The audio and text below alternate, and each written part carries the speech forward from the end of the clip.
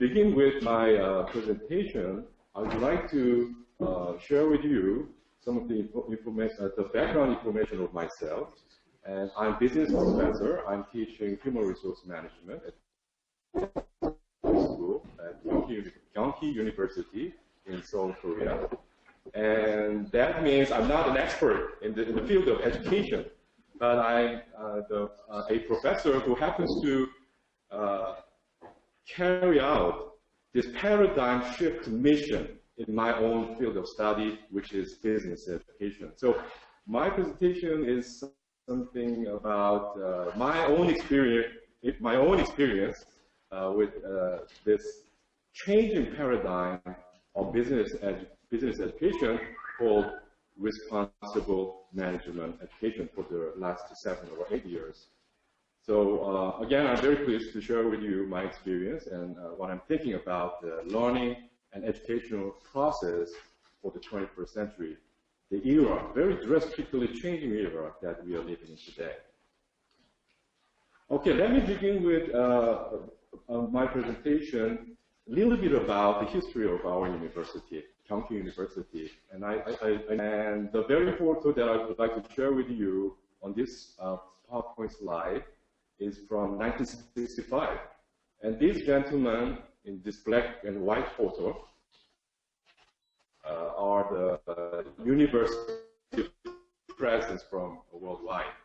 And that time, this is Trinity College of Oxford University in 1965. And in the front row, there's an Asian. He's the very founder of our university, Dr. Yong-Seung. And quite interesting to me, the keynote speaker of this gathering, 1965, was historian Arnold Toynbee. And he made a speech about the sort of the mission of higher education in this coming new era. During the 60s, man sent to moon and this technological breakthrough and atomic bomb we mentioned about yesterday, and all these technological advancements, what Toynbee noted, quite interestingly, is very similar to Einstein's notion. Without having soul in technological advancement, it is a curse. That's what Arnold Toynbee mentioned in his first speech in this gathering. And then how can we lead the whole world, the whole society into the right direction? Can government do that? No. Can business do that? No. Even though I'm a business professor, realistically speaking, it's not very possible, at least at this stage, but not my students, I hope. But Arnold Toynbee's notion, the final notion was that academia, higher education, should lead all this into the right direction. So maybe that's the dimension of higher education in this coming new era. So that that reminds me from the last, yesterday's discussion. So in Yong-Seung, and this slide represents a statement made by the Dr. Cho, the founder of our university, during this very gathering, the first IAUP, International Association of University Presidents Conference. And he said that, indeed, the signs of times tell us that the age of cooperation has come. So we are moving into this globalized world. And the speed and intensity and scope and everything of globalization today is no comparison to this 60s year. Those era during the 60s. And we are moving into this new age of cooperation in globalized world. And the only feasible way in which we can improve the world situation is to enter into the gate of common prosperity on the basis of enlightened self-interest. Enlightened self-interest. So by making society happy, healthy, by making ecological system healthy and healthy, I can be happy and healthy too. So this is self-interest notion, but enlightened version of self-interest notion.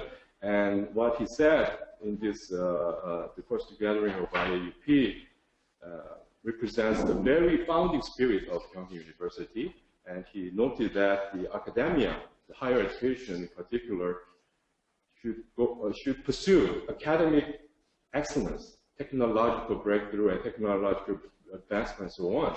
But at the same time, that pillar should be balanced with this global consciousness, conscious mindset. So that's what he thought during the 60s, and that remained as the philosophy of our education, our university. History went on, and during these 50 years, actually last May, in Oxford, back to Oxford, we'll celebrate the 50th anniversary of this IAU creation, and then we are carrying on the spirit of this, the purposeful or conscious higher education, and during these 50 years,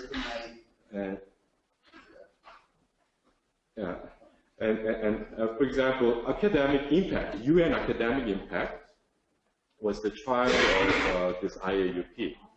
And UN academic impact, those of you may know, is sort of comparable organization to UN Global Compact. Global Compact is about the business world and their social responsibility to the world, and UN academic impact is about academia, their social responsibility toward the world.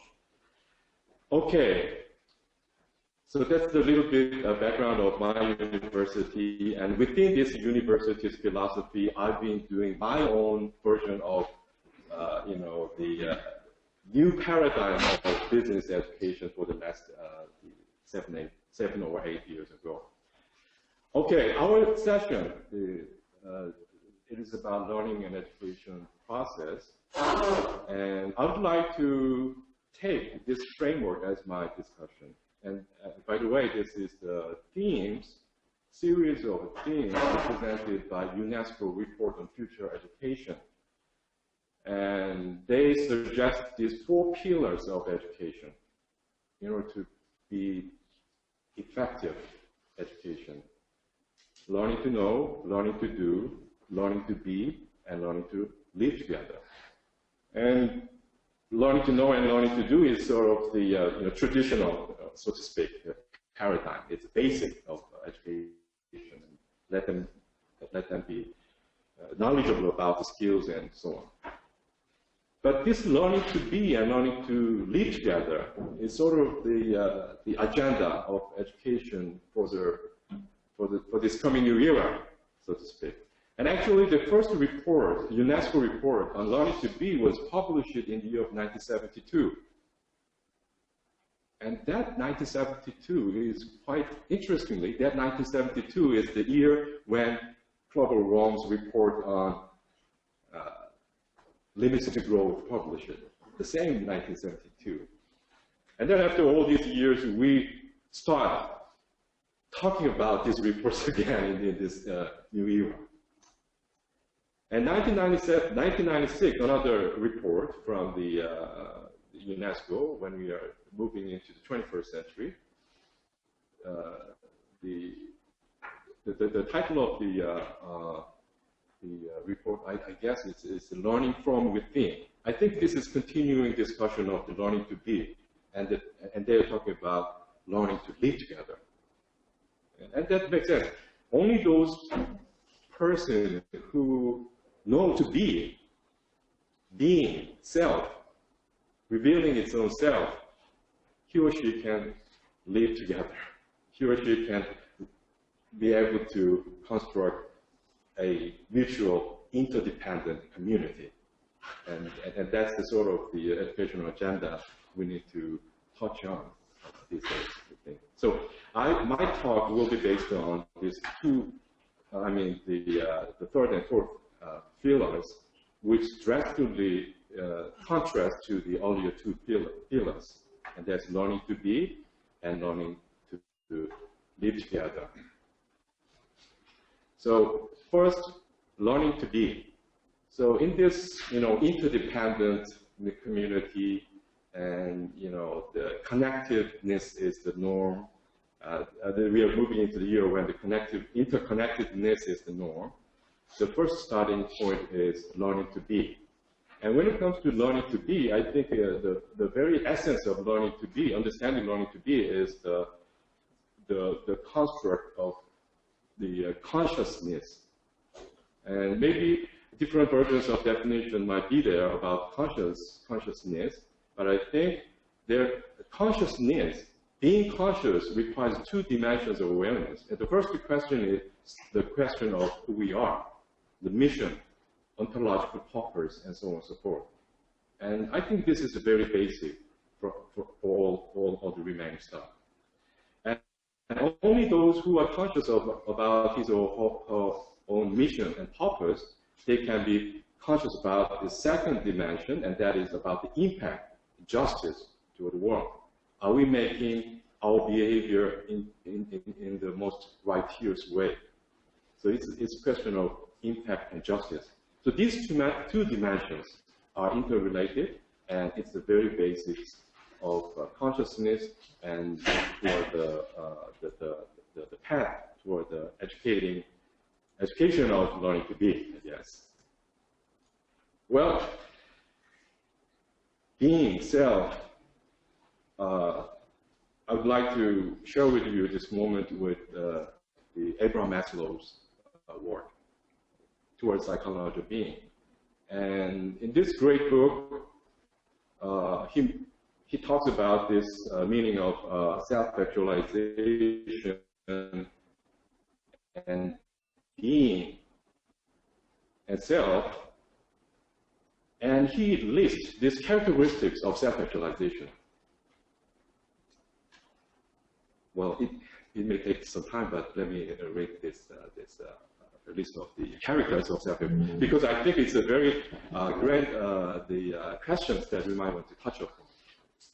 How can I apply this to my management education? First, those self-actualized persons, the characteristics of those self-actualization, the first, the list says superior perception of reality. Superior perception of the reality. Yeah. And that is actually, these parentheses and italic letters are originally from this Maslow's work. And only those persons who are very perceptive of reality, it could be authentic, less influenced by idealization. And this goes on. Increased self-acceptance of self, of others, and nature. And it all starts with self. Self and others and nature. And I think it nicely represents the ecological way of looking at the world and the life that we talked about yesterday. If there could be one subject in education, life. Okay, and the list says increased problem centering, removing self from the equation and not interested in being a hero. It's transcendent state from the egoistic level. Greater freshness of appreciation and richness of emotional reactions. It's about art and love. Increased identification with the human species, identity, and more democratic character structure, genuine sense of equality and fairness. And it all starts with finding its own value, his or her own value, self, actualizing self. That's the whole starting point. And greatly increased creativity. So for Maslow, creativity comes from self-awareness, self-actualization. And me as a business professor, I know that corporate world is conducting research on how and why creativity comes from. Yeah? Where does creativity come from? And they want the personnel, the human resource with creativity. And Maslow's notion was that creativity simply comes from the self-actualization. And I know that Stefan will talk about that tomorrow's session, right? So we are very much looking forward to it. And also the value system, changing paradigm in value system. Value shifted from materialistic, narcissistic influences to other-centered influence. So if we were talking about the educational agenda learning to be, the grand question, I think it's a very grand question, it's a very challenging question. Can we actually implement something in our classroom to develop the character of students into this direction? Obviously, the hard knowledge, like the marketing knowledge and managerial accounting knowledge and so on and so forth, that's basic. But this, on top of that, this character, it's very necessary, but it's not an easy task, I guess. But when it comes to learning to be, maybe the list of the agenda in terms of the process of educational learning might include this: self-awareness, awareness of others, cultural empathy, and globality. Globality is, well, English is not my mother tongue, but globality is the emerging sort of new terminology in this era of sustainable development. And the globality, from my colleague's definition, it's about an emotional, spiritual, and aesthetic sense of the globe. And yes, that is another, the character of the student that we might want to raise. Principled decision making. I think principled decision making, that might be the reason why value in education, value of values in education matter. Social responsibility and ecological sustainability. And again, it all starts with consciousness. And learning to live together. It's about, the understanding of others, of their history, their tradition, their spirituality. It's openness to others. And again, it all starts with openness toward yourself, his own self. So learning to be is about being independent, from dependent to independent. This learning to live together is about to be interdependent and building community. And another way of saying that is, I guess, global citizenship and responsibility. How can we do this? Again, it's a very difficult question and challenging question and so on. And I'd like to suggest the three dimensions of this transformational. It's a transformation, not simple change. A transformation model. I suggest people, which means professors, because it all starts with professors, I think, and also pedagogy, teaching methodology, and also research methodology, adjusting to this new dimension of education and learning. And then, finally, it's about organization. It's institution, business school, and university. So university level and business school level institutional change. And again, all of these issues are not easy and not simple thing to do. Professors themselves should become, I guess, conscious. So when it comes to the classroom and doing the research, and he might want to ask the question of who you are and are we making right direction, into the right direction. And the concept of learning and education might be drastically changing as well, and from planned learning to emerging learning. So the role of professor is not just top-down kind of lecturer, but he should become a facilitator of learning. And I know that in the field of education, this notion of structuralism in education, and these days project-based learning and problem-based learning, all this kind of new pedagogy might be applied to this kind of dimension of learning. Well, I think value of values in learning is important. And stakeholder participation. Students should participate, and also corporate world should participate. NGO will make the learning program the sensible and useful. And professors should become the reference power-based leaders. Reference power-based leaders means professors should lead their lives, into this kind of direction in the conscious manner as possible. Not just a technician to deliver the knowledge to the students and so on and so forth. He or she should live a life himself. following that motion. Okay, pedagogy. Again, I'm learning this a lot these days. Emerging knowledge and experiential learning is getting more and more important. And transdisciplinary approach, I guess it's different from multidisciplinary or interdisciplinary. It's transdisciplinary approach. And also from traditional hypothesis testing to sense-making exploration is sort of the new direction.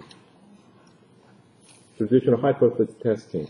So we talked about this, with Stefan yesterday. If economists, how come economists could not forecast financial crisis during the later years of 2000? We need to be away from hypothesis testing to the open exploratory approach. Okay, and a holistic system approach, integrated approach. In my field of management education, even inside management education, marketing, human resources, accounting and finance, all these, functional expertise in the management educations are all siloed, on their own. For example, for marketing research, the very important variable is customer satisfaction, for example. And it is so obvious that customer satisfaction actually comes from employee satisfaction. But marketing professors mostly do not touch upon that link, because employee satisfaction is the area of human resource management, and customer satisfaction is the area of marketing, So holistic system approach might be the way to go. And then the institution, organization. To me, it's the most challenging the issue. So university and business school, whatever the function, major study area might be, the purpose, vision of organization should be on the same line into this direction. So for that said, I think Kyung University is fortunate, because as I mentioned, 1965, IAUP, our university philosophy is based on that kind of direction. So it's very fortunate for me to work in the business school and carry on this responsible management education within this university system with that philosophy. I hope that my university president watching this video, but I'm not sure. I don't. Okay. All right. And then the training institution organization changed. So curriculum and all the policies should be fitted with this vision and philosophy. I think it's very important. Every programs and curriculum should be coherent to your value and purpose. Business school and so on. And multi-stakeholder participation, again, open system approach, university, multi-stakeholder approach, the corporate world, the NGO, and international, the organization. We all need the collaboration. That collaboration, global collaboration is important, getting more and more important, especially in the era of sustainable development. And I think, as Toynbee noted, academia might take a leading role in all this. And community of learning. Learning is not just a top-down or one-way process. It's a community of learning where every relevant stakeholder should participate. So it should be all about building the community of learning.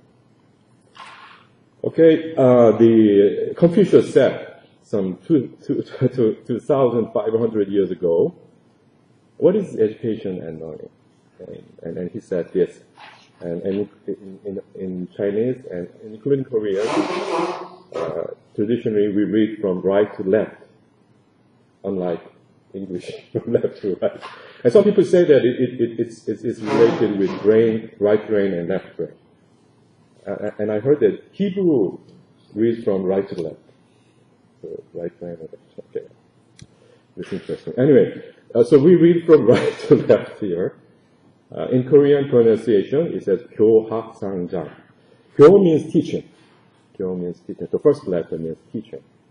And 학 means learning from students. And 상 means mutual. It's interactive. And 장 means growth. So education is the community for mutual growth between teachers and students. This is my final slide. You know, this Friday morning, the General Assembly, they will start with these speeches from, you know, the world leaders around the world. More than 130, you know, presidents and prime ministers and so on will participate in this year's, you know, UN General Assembly, because that's this UN General Assembly adopts Sustainable Development Goals. So we are moving into the new dimension of globalization. And the very first speaker, keynote speaker, is Pope Francis. And to me, it's very interesting to note that this Pope Francis' new encyclical is wrapping up his discussion with the importance of education. So education is very critical to make all this happen. Our efforts in education will be inadequate and ineffectual unless we strive to promote a new way of thinking about human beings, life, society, and our relationship with nature. Thank you. I must admit, I feel a little bit more comfortable today with these topics because it's getting closer to medical, clinical, and psychological features than yesterday. You know, human cannot not learn. It's impossible. Following this definition of Bandura, one of the famous psychologists, second half of the last century, learning means changes of behavior over time. We can ask the question, what works? What works to improve learning, the process of learning? And this has been done. This question has been answered since 2 or 3 years. You know, empirically. 800 meta-analysis, 50,000 single studies, 80 million students included. The largest study ever done just to answer this single question. What works? What is neutral? And what is not helpful? The statistical measure to do this is the so-called effect size. An effect size is a statistical measure. It's measured in 1.0. The difference between an intervention and the standard procedure. So if you have an effect size of 1.0, your intervention is as strong as one standard deviation stronger than the conventional stuff. If you have an effect size ES of 0, it doesn't matter whether you do it or not, it's the same. If you have an effect size which is negative, you better don't touch. Okay? That's the way you look at it. If you have an effect size of 0.2 to 0.4, it basically reflects the general development of human beings anyway. So you can do it or you cannot do it. Just depends. If it's something above 0.4, you will have to look closer, because then it gets really empirically relevant. If you do this, and John Keri did this, it's out there. I'm going to present tomorrow some data on it. You find out that there's 136 variables coming out of it, out of this whole bunch of research, trying to ask the question, what works? And out of the 136 variables, you can distinguish between two basics. One is more personal, interpersonal variables, and the other one is more institutional socioeconomic variables. Just keep in mind what works. Is it more changing the institutions, socioeconomics, or is it more changing the personal or interpersonal stuff? And you know what comes out? You can challenge that, but it's 500 meta-analysis, okay? It's the largest ever done. Personal and interpersonal variables outperform institutionals by factor 2. Meaning any knowledge, any knowing about personal and interpersonal processes in the learning curve are much more important in institutional settings and socioeconomic ones. You can even end up with the statement, we don't need more money, for example, for classrooms or for IT. We need a completely different design following these findings. So what's important is that the instructor sees the topic through the eyes of the student, and the student starts seeing the topic through the eyes of the mentor. Keri calls it visible learning, conscious learning. This is one of the reasons why historical attempts to increase learning through the so-called constructivistic approach. This was basically in the 60s, 70s, and 80s, the approach. Saying, okay, we have a bunch of students out there, just set up an enriching environment, and they're going to find out themselves what's the best. It's not working. It's only working for preschooling. You can put a 3 to 4-year-old in an enriching environment, and then she or he is figuring out the best for himself. Preschooling, below 5. The older the pupil, the student is getting, the more direct instructions, drill, feedback, and self-evaluation he needs in order to improve his learning curve. Thank you very much. I want to go back to the point that you raised around professors becoming conscious and the purpose of education is becoming open to oneself.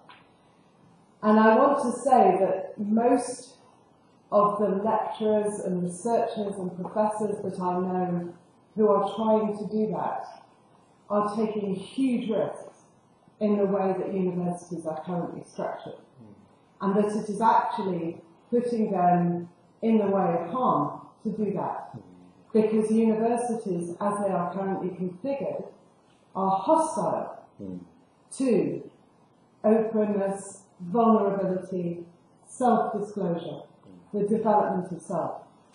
The most risk-taking and open professors I know are the ones who have left universities and have decided that these are no longer places to work in.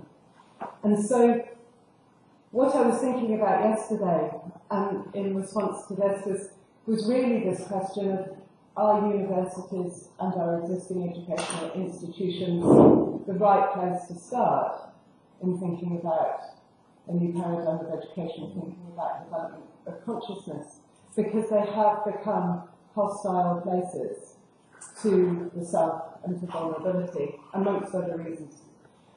And I was thinking about the metaphors that we were using yesterday, and I remember the metaphor of the out-of-control car, the kind of feeling of panic. There's this thing that's going, and we're out of it, and unless somebody gets a grip on it, we're going to be in trouble. And I think underpinning that is a sense of education and learning as scarce. This idea that millions of people are going to need an education and we can't deliver this without losing GDP and going bust. And I wonder if this is the most helpful metaphor to be starting with.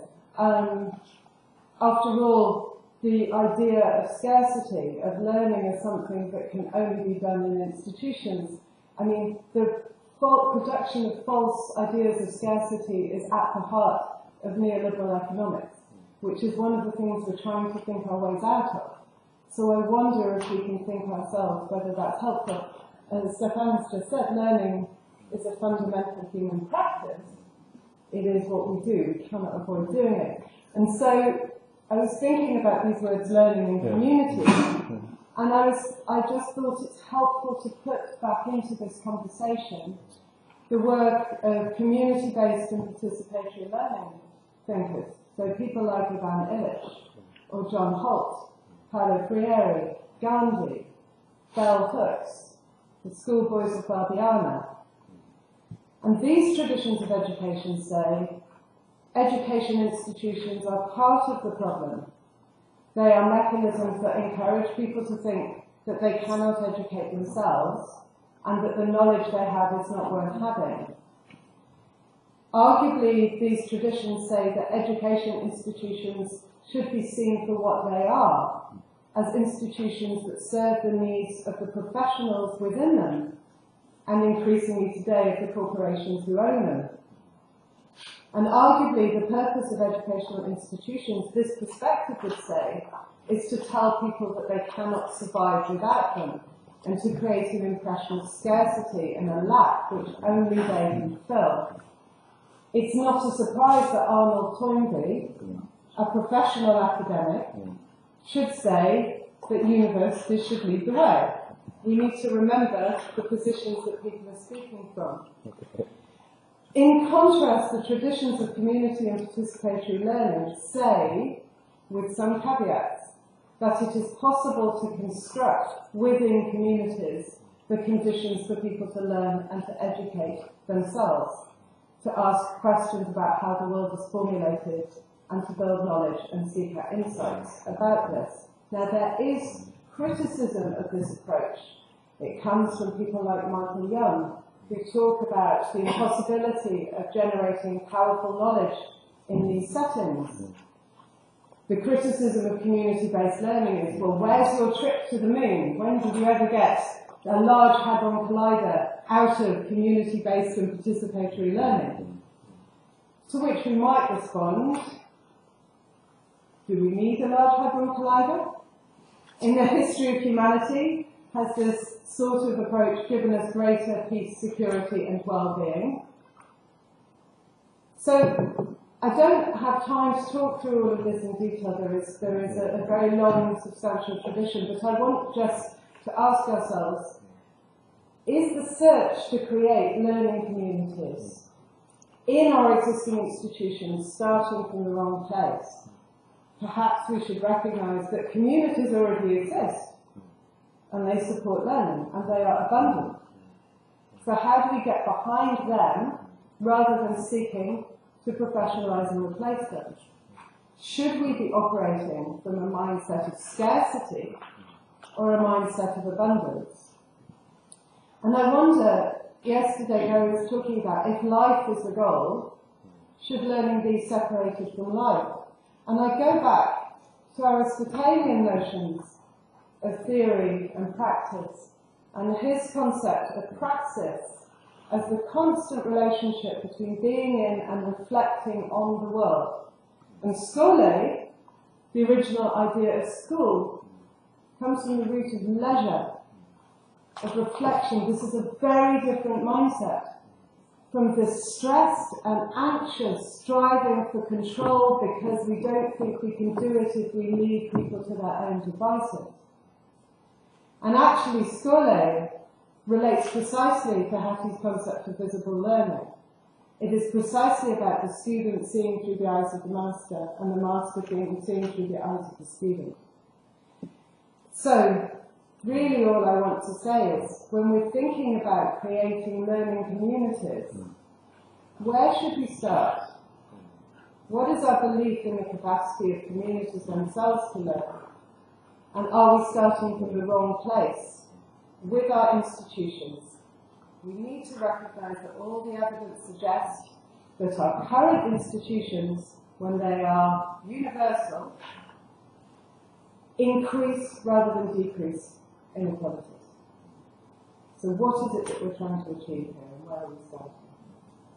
Thank you, Keri. I really enjoyed the very interesting presentation, and Well, I think you're a lucky professor having, your university, your environment to support this value, because that's basically it. So I was really happy to hear that sometime universities, in my terms, can be the solution and not be, as they often are, the problem, part of the problem. I am asking just a question. Since I want to really know more, so on the break I'm really going to pester you.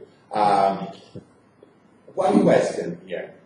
Do you have research and benchmarking comparing a more traditional education with this excellent model in mind?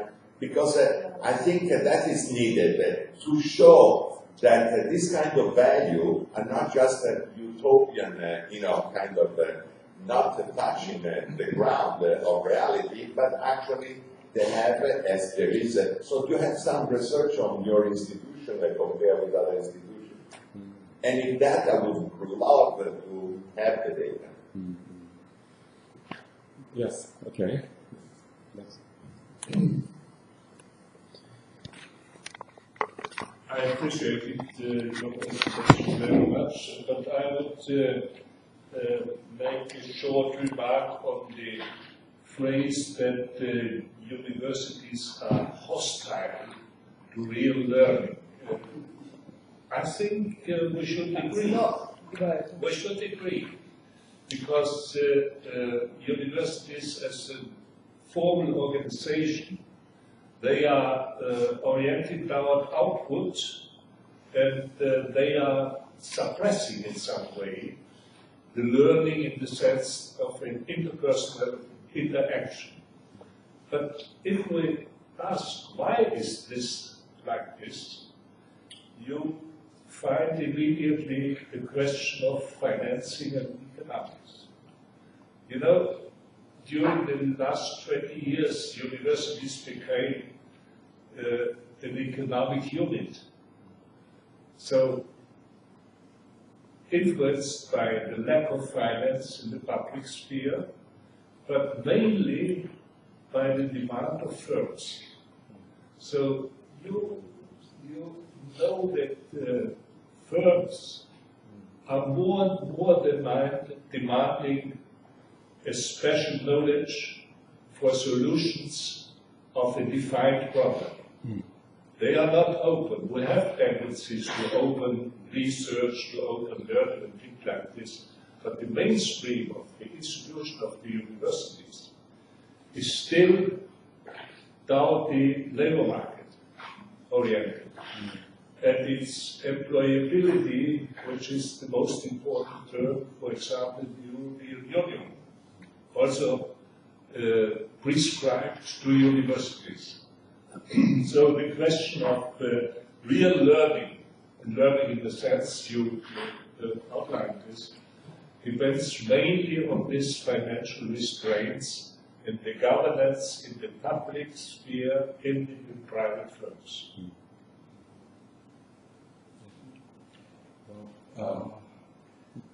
Just having some opinions. Okay. Yes, I think Keri touched upon a very interesting point, and it's about community-based education. And there was a reference to CERN, the Large Hadron Collider. And hopefully tomorrow I will be able to speak about learning organization. Yesterday I made a reference to learning leaders. Okay? And what we are speaking about in the context of Large Hadron Collider is the best of the science coming together in what is called big science. Big science was born with the Manhattan Project. And the judgment, the value judgment is different about that. But if you take the 3,000 scientists, which are even today congregating at any moment at CERN, and as a learning organization, pushing the boundaries. It's a good reminder that learning leaders, because these are leaders of the science, can make a huge impact, and it can be a direct result, like the benefits of the Large Hadron Collider research, and Ligo is here to explain why it is so important. But if I take just the spin-offs, if I just take World Wide Web, okay, Tim Berners-Lee, somewhere in the late 1980s, developed a protocol for a cooperation of thousands of scientists how to share knowledge as a learning organization. So again, I will come back to this notion of the elite learning. Learning organization can only learn through learning leaders, and the cream, the top, cannot be dismissed. I agree very much with the bottom-up approach, but we have to handle the top as well. Yes. So, just to come back on the question of, I think it's great to name this and to put it out there and to ask that question around elites and publics, and for us to differentiate a little bit what we're talking about here. But I would just say that one of the things that enabled Tim Berners-Lee to do that was also that he was brought up in a family of computer scientists. I speak this because I am in his family personally. And so it's not just CERN that creates those sorts of things. It's the interconnection of the self and the society and the family and the community. And one of the things that we systematically do is tell stories about these sorts of places as though they're separate from the world. They're not separate. They're deeply interconnected. The scientists are deeply embedded in world and community and family, and these things shape who you become and who you are. So we need to be incredibly careful about the conclusions that we're drawing about what leads to scientific breakthroughs, because we tend to kind of deracinate them. You talk about negative externalities. We do that in education as well. We deracinate them from other elements that contribute to their success. Yeah, I think this learning, the concept of learning organization and learning community is very related to the question. And also that relates to Alberto's question as well to me, because when Abraham Maslow wrote his book, the title of his book is not Psychology of Being. The title of the book is Towards Psychology of Being, which means it's not the dichotomy between you are self-actualized and you know everything and not me. I'm not self-actualized. It's not about dichotomy, something like that. It's toward. So to be on the right track, to longing for the truth, and so there are some universities who are self-actualized, and there are some universities who are not self-actualized. No, nothing like that. So we keep talking about this. Again, the community, this concept of community. That's the reason why I use the term community, the facilitating learning, maybe top down and also bottom up, sharing the learning. That's what I mean. Peter said.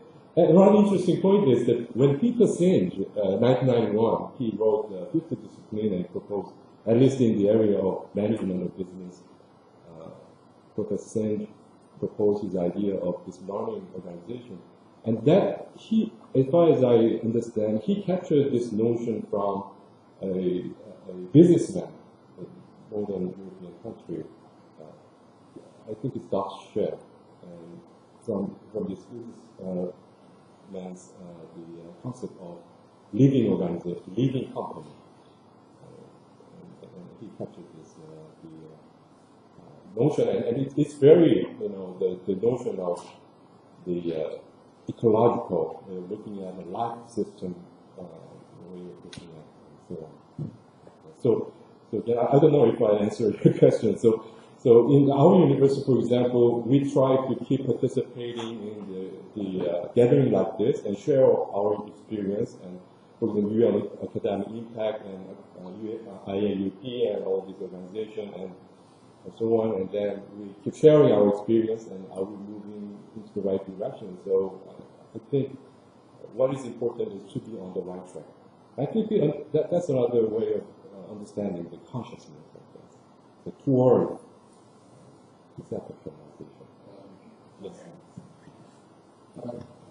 To put in perspective what we have been hearing yesterday as of it seems to me that one, we have to be clear about the fact that a new approach or a new paradigm is necessary.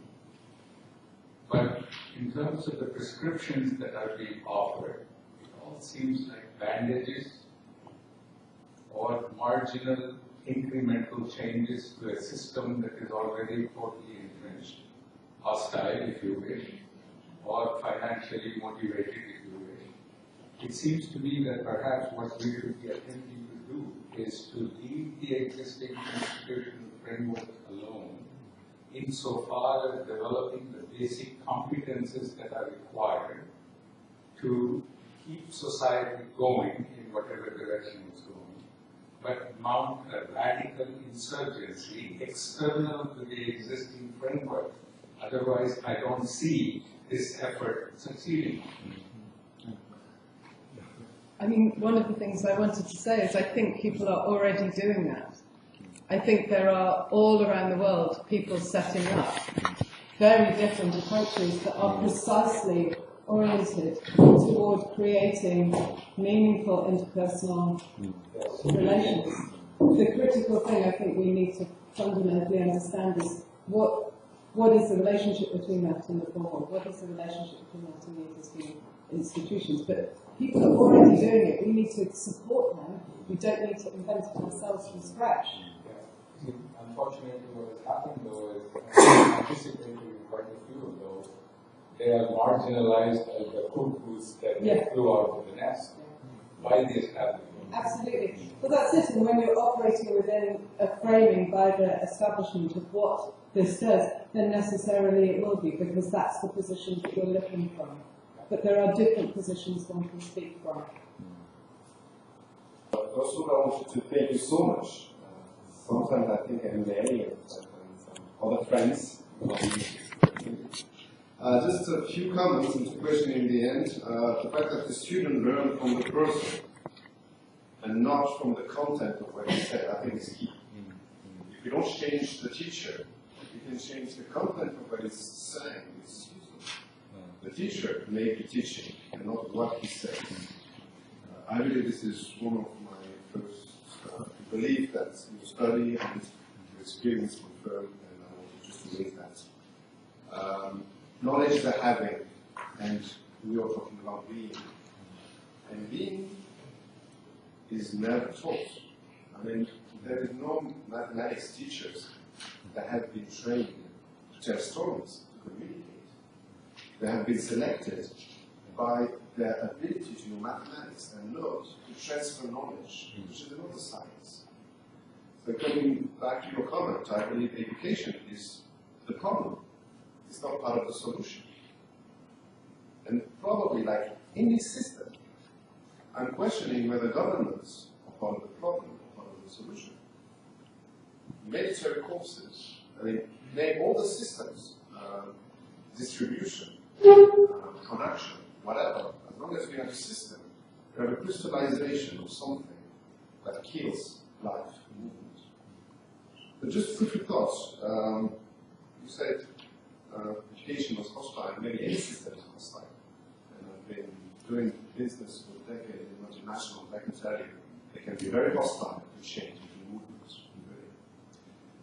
Going back to your presentation so far, you define consciousness with who we are and what is my footprint. And I really love your definition. I think it's very practical. It's like an everyday vigilance. You know, who am I? What am I doing? What's the impact of what I'm doing? So I think it's so much for your definition. We came to another one that I proposed. It's not better. It's a different perspective of the same diamond. You know, different things. It's not the same. There's a notion of care in consciousness that I was missing from your definition. Is whom do I care most? Is it just myself, my family, my local lives, my religious lives, my community lives? Pretty much. Growing in care might be some elements. Another one is to understand laws of nature, or cosmos, or dharma, or whatever you call them. Not the laws of man, which is important, but maybe not as important as law of nature. So for us, consciousness has these two dimensions, which is growing in care and growing in understanding. So this were all my comments. Thank you so much again. And now my questions. What are the methods, what are the techniques you promote within your students to unveil the self? And second, which is related to this one, how do you help the students face their dragons or shadow personality? How do your students? To have them face their shadow personality, as Jung was describing it, or the demons in the Greek tradition, which is I think a separate from the self. Demons are not like genes. Well, yeah.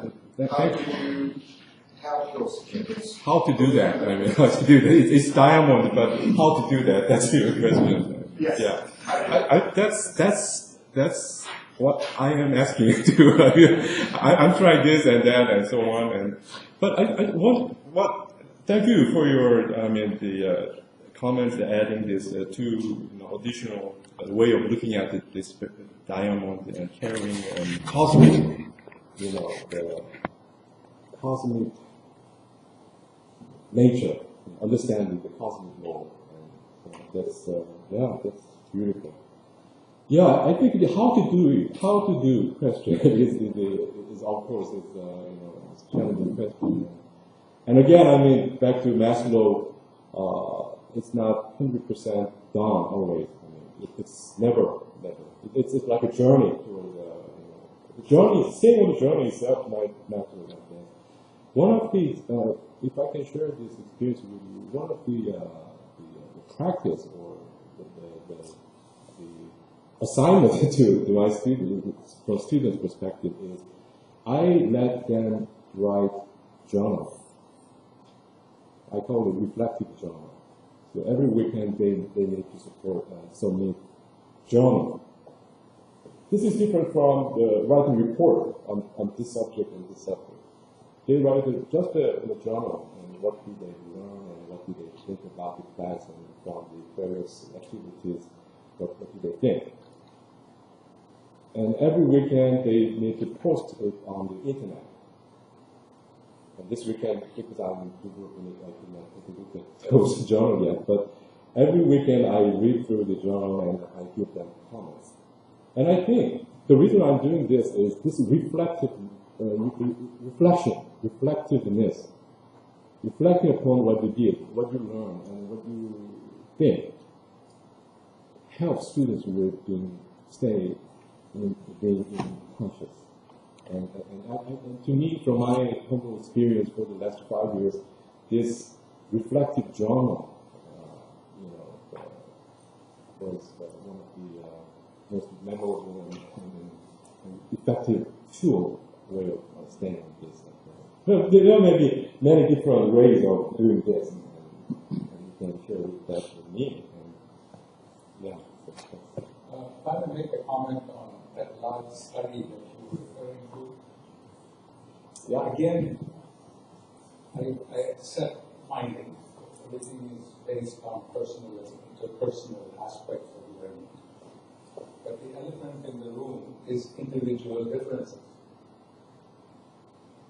And so, given that, does it not boil down to the fact that what we are trying to accomplish is a one-on-one, each child, each individual with the mentor or the teacher, as opposed to a collective approach to personal and interpersonal skills, where a whole bunch of them will simply drop out.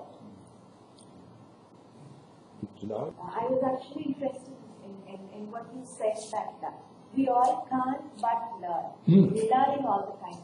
And now, don't we see that education has now moved out of the classroom, out of the textbook? Now, especially with the computer, with the phone, all the youngsters we find always looking into the phone. In fact, all of us are, and apart from a lot of other things that we do, we're learning also. So the class, the lecture, the textbook, the university, it does not contain the education anymore. So everybody is learning from everybody, and exactly. I think our brain cannot but learn outside the classroom and inside the classroom. The question is just whether, for example, smartphone exposure is really enhancing the learning curve. We should discuss that. I will show you tomorrow that screen time is basically doing the opposite to a large extent. Okay? But that means you're learning, but you're learning something not very relevant. Your brain is kind of driven towards another way, but you're permanently learning. You're learning something which is irrelevant. You're learning stupid things, for example. Did you know that, well, the Nokia study from last year, did you know how often the average human being on this planet who has a smartphone is looking at the smartphone and or answering through an SMS a day? On an average. Okay? It's 150 times. Okay? What about iPhone? I was, okay? Okay? If you look then at the data, what's happening to your brain by permanently doing this, it's not so extremely boosting your creativity.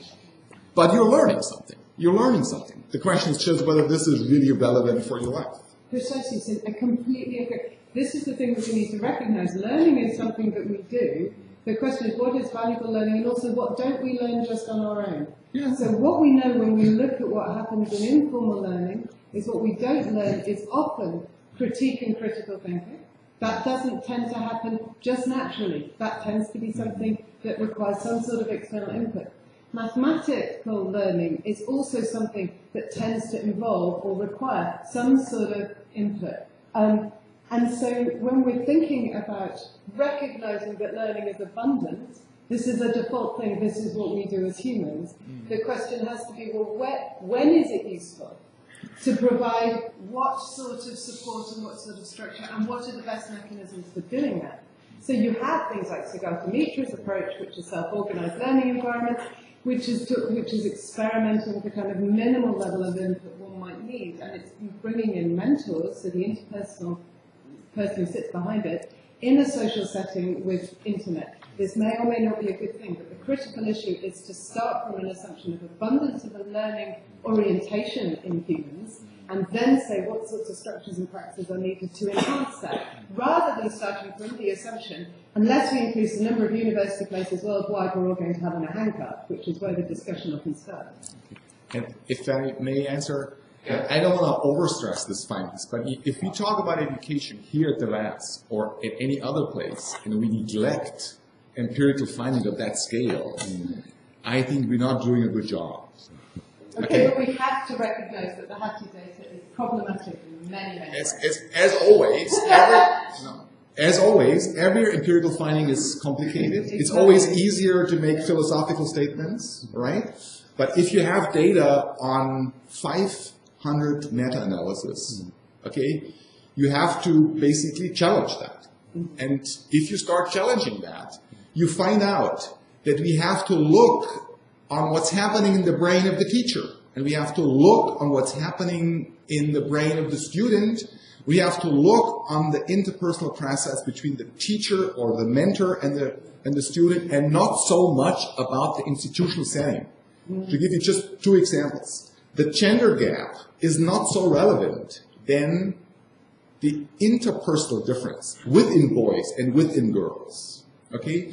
The amount of students which are in the classroom is almost irrelevant. Okay? We spend in Germany a huge amount of money to bring down the classes, to increase the amount of mentors per capita. It's not a relevant effort. Okay? For example, among others. There's 136. So, of course, as always, every empirical study can be challenged and criticized, and it's good. But if we talk about education from a psychological and medical perspective, we gotta go and challenge the findings that personal and interpersonal factors outperform by factor 2 institutional ones. You can say from a philosophical perspective it's different, well, it's fine, but you have data. It's very interesting to note that in corporate world, the most skills and the knowledge that you learn, which is required to do your job, is not from the formal training program, but from the informal setting of learning. And some research outcomes have it that almost 80% or 90% of the entire skills and knowledge is from the informal process of learning. But I don't know. But another interesting research outcome is that, this informal process of learning should be balanced with the formal process of learning.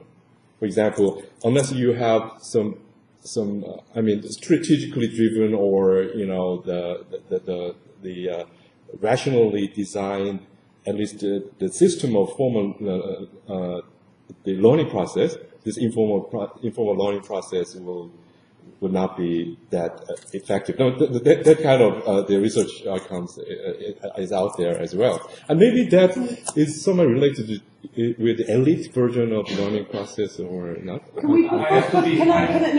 we all speak, can we ask the students, because we were talking with these guys this morning about their experiences and about what they found valuable, like learning in the classroom or participating in activities, and I think it would be really helpful to just get a sense from you about what you find, because you have had most recent experience of this. So you don't have to say anything, but I am going to invite you explicitly to help us understand from your perspective. You may have to demand, because requesting and asking... it's okay, we've had this conversation. Go for it. Yeah, please. So, from my experience, I think that there is too much theory and too less practical work. So we had a lot because we had a great professor who likes to travel with us, and we had the chance to go all around the world, and there were trips which lasted for a month. And I think these study trips are the best thing, because in this 1 month you can learn much more than you sit in the class and learn more months, because when you something see and when you feel and when you watch it with your eyes, it stays in your mind forever. And when you're just sitting and listening, some information stays in your head, but most of them just come in and go out. And also, one of the things are these study trips, but also I think that would be great for every student to go to work a few months or a year. Like I had a chance in some, for example, at our field of study in some international organization or embassy or something like this. And there you can learn and see how does it work, and there you can feel everything and learn much more than just listening and listening. Thank you. You going to say something? Yeah. I was just going to add that all my favorite courses were my favorite because the teachers or professors made it as such. I took a number of courses or classes that I thought, oh, this is going to be a great class, and then the professor made it not so great. That's pretty much the only point that I wanted to make, and I think it's really important that you really pick your professors wisely. Maybe get some suggestions or advice from previous generations, but it's not always possible, and you can't really know what to expect. And I also think that interaction between professor and students is very important. And a lot of professors don't do that with students. Yeah. It's also, I just want to add, there's also the question of educating the students and educating professors.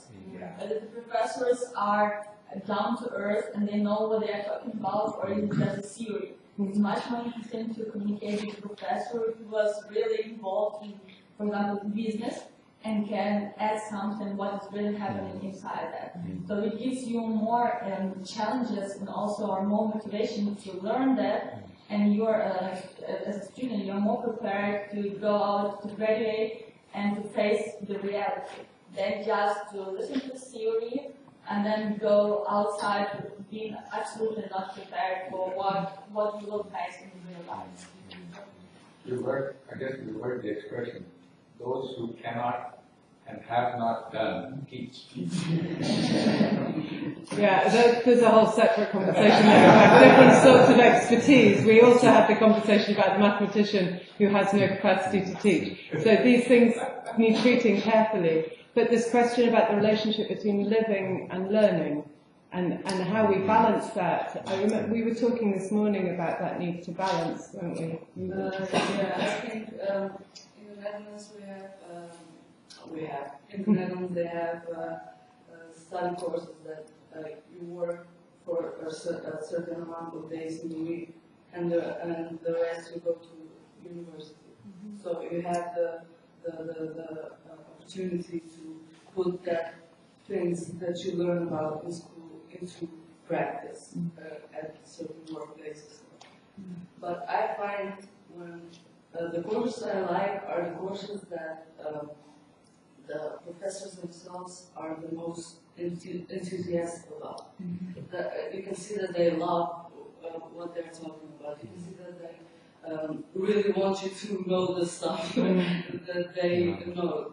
And I find that is very important because we had some professors that just sat down and just told the story they had to tell, and that was it. And how am I supposed to want to learn that if he's just sitting down like this and reading from a paper?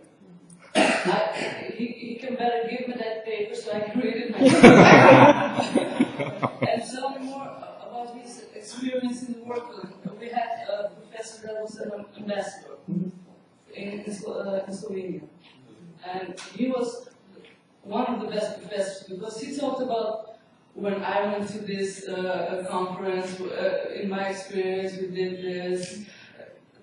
That was the most exciting thing because then we get a picture about what he's talking about and what we can expect and how to act in certain cultures and how to talk to people in different countries. And that is the most important thing for me.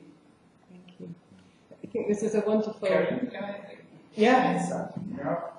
First, thank to my students to their opinion because it's really important to them. But I think Keri made something very important to say here. And this is about society, about the state. In a lot of countries, especially in the eastern part of Europe, the state influence in education is unbelievably high. But it's not only in Eastern Europe, it's actually in the European Union. We spoke today, Keri, about EU project. EU project is actually bureaucracy. And this is in academic life, this is in business life, EU project is actually only bureaucracy. We have to teach, of course, the teachers how to teach. But we have actually to teach the state how to lead to teachers autonomy. Because, for example, shortly, I think 2 years ago, I made one course in Berlin together with one Finnish, one German university, so 3 institutions. And according to Croatian law, I was not able as professor to give ECTS credit points to this course because it's not made in Croatia. They spoke with them, in ministry, but we are really positive, we are organizing that. That's of course in Berlin because it's connected to the Berlin Wall, but please give us possibility. They say, oh, but in our papers, in our documents, it's not possible. It's got to be organized in Croatia. And we have to learn actually state. We talk here a lot of theoretical based ground floor, and this is of course important because without theory we don't have basis. But on the practical level, we have too many challenges with state with professors, of course, not responsible professors mostly. But you know, in this society, we had to develop some tools on practical level to somehow to try to implement in some societies, some academic societies. And maybe Korea is a very good example.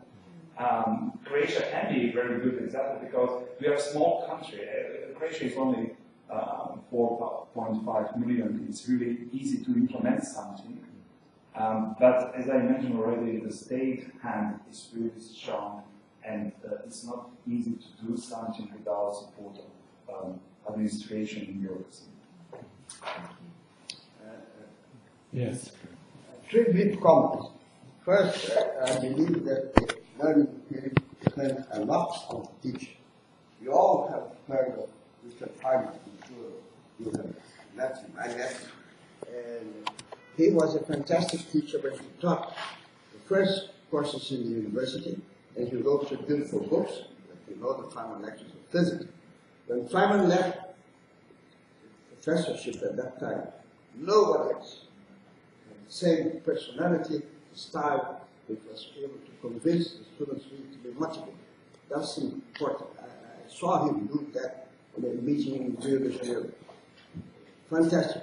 We went evening before to a samba school. The samba school was very popular.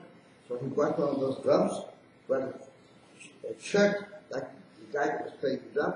He entered the room, everybody was surprised, he came with a drum. And then, boom! Again. And boom again. Then he said, "You in the last row, how long the sound took to come from your ears from my drum?" Okay, that was the start of his life.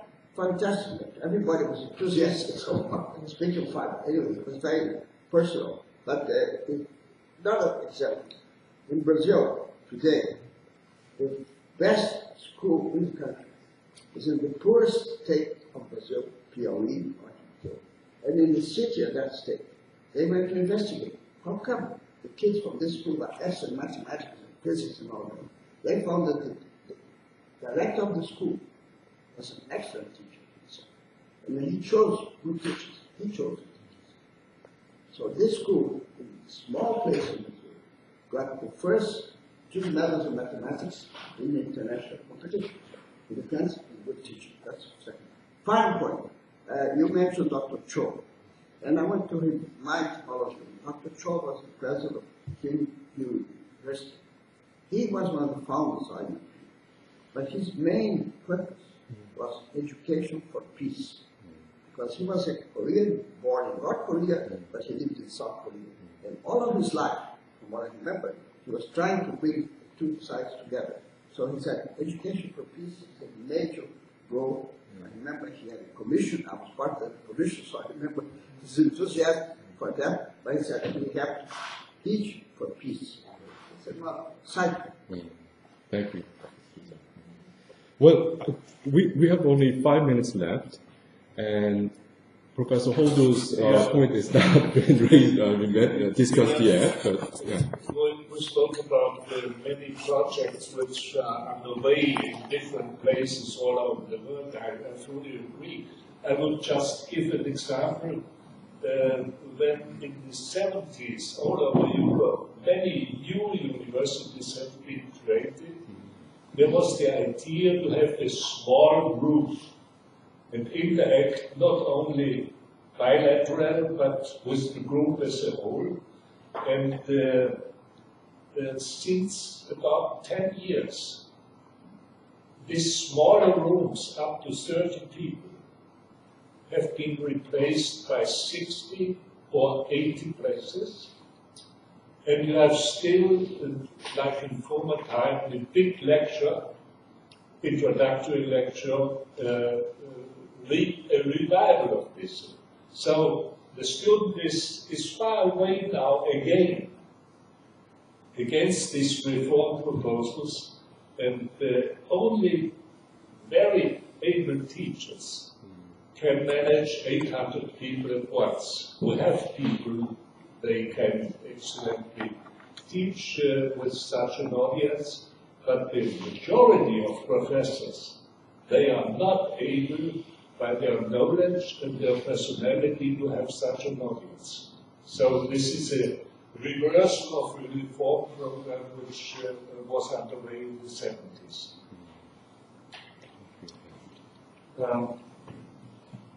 I think what might be interesting to go beyond, and we are doing that, the traditional setting for knowledge creation and knowledge sharing.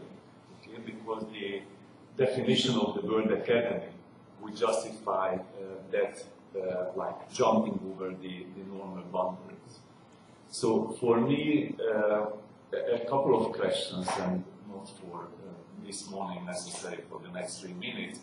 So when you have new hubs of knowledge creation, is it a sign of an impending crisis?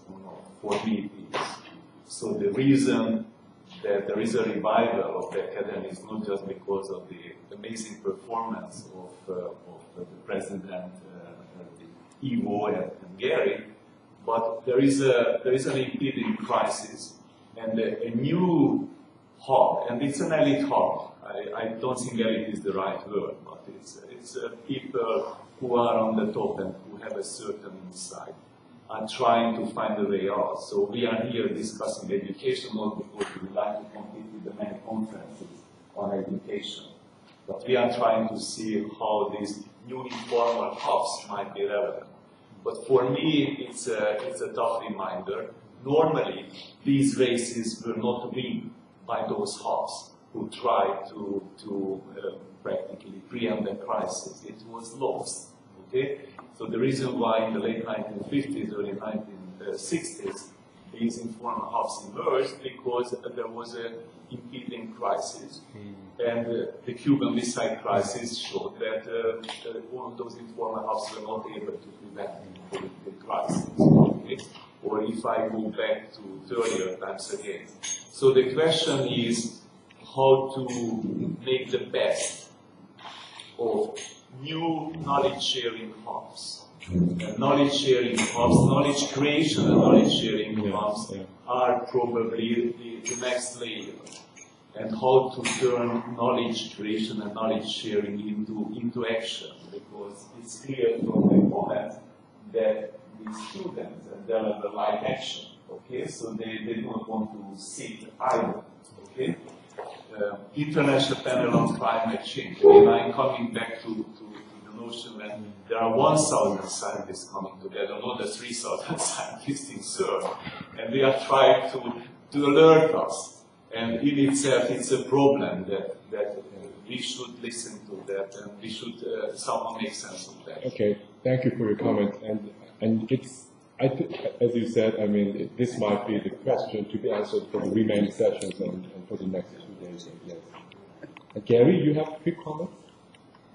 This has been such a rich discussion and can go in many directions. Maybe, because there's a minute left, I'll just mention one thing as a question if there's time to respond. And maybe this is related to what we've been saying about inspired teachers and all. But my own experience is I learn the most when I try to teach somebody else. It's a constant experience, and I've heard it from others as well. So my question is, if that's true, is there any way that we should be thinking about reversing the paradigm so that the teachers, the students, are doing much more of the teaching? In Napa, California, where I come from, they set up a new high school in consultation with companies, asking them, what do you think we might do differently? And one of the comments, the top comment they got back is, you are educating people to compete with one another. And the one thing that they have to do when they come and work for us is they have to cooperate with one another. Why don't you change the paradigm? And they did. They broke up this one-on-one competition and they formed the students into groups who are teaching each other. And the result is, that started about 15, 18 years ago. The result now is there are 28 school districts in the United States who are trying to replicate this this model. So you raised the institutional factors. I think this is a very rich discussion, and I'm happy because we see this only as the first step in a much longer discussion, and you put so many rich issues on the table. So thanks. Thank you. Yeah. But by community of learning, I think we include the very notion knowledge and creation, knowledge sharing, mutually done among the relevant stakeholders. And how can you make healthy community of learning? That might be a subject that we might want to discuss for the next 2 days. Well, thank you for your listening, and thank you for the discussion.